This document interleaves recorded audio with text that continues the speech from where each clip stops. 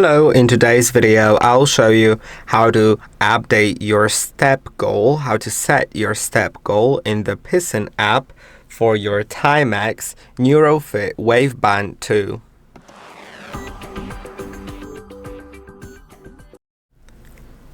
In order to do it, you can click on the profile in the top left corner, then go to the settings. Now you can go to the step goal and click on update. Now you can set it to whatever amount of steps you'd like to try to perform a day, and I'll set it to 15. I do a lot of steps typically, so at least I try.